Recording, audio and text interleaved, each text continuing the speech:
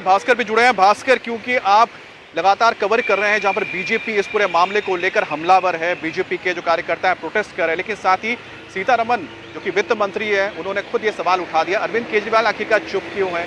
दूसरी बारी बात है कि दिल्ली में चुनाव होने जा रहे हैं, ठीक उससे पहले ये मुद्दा जब सामने आया है तो कितना डेंट लग जाएगा आम आदमी पार्टी के लिए।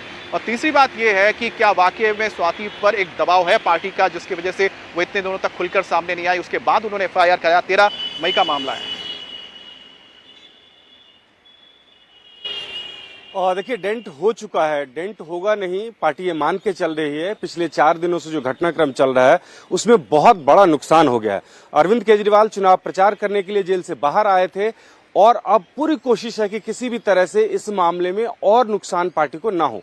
लेकिन महिला सांसद का मामला है, सीएम के आवास के अंदर मारपीट का मामला है, पार्टी ने आगे से चल के स्वीकार कर लिया इस बात को कि विभव कुमार ने मारपीट की है, बदसलूकी की है उनके साथ में। उसके बाद कुछ रह नहीं जाता है और पॉलिटिकल पार्टी इसको उठाएगी, भारतीय जनता पार्टी इसको उठाएगी, ये पार्टी को पता है।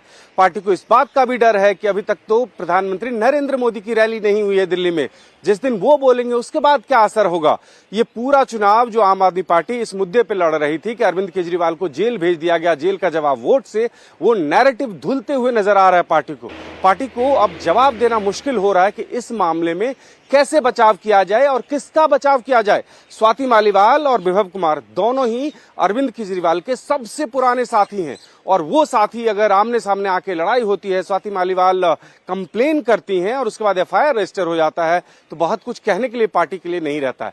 जहां तक बात है स्वाति मालीवाल का कि वो 2-3 दिनों तक कुछ नहीं कही, मेरी जानकारी के मुताबिक इस पूरे मामले में पार्टी के द्वारा कोशिश ये की जा रही थी कि इस मामले को निपटा लिया जाए, शांत कर लिया जाए। यही वजह थी कि संजय सिंह सामने आए और उन्होंने स्वीकार किया, एक रिटन स्टेटमेंट पढ़ा कि हाँ विभव कुमार ने गलती की है, लेकिन उसके बावजूद भी इस मामले को वो निपटा नहीं पाई स्वाति मालीवाल।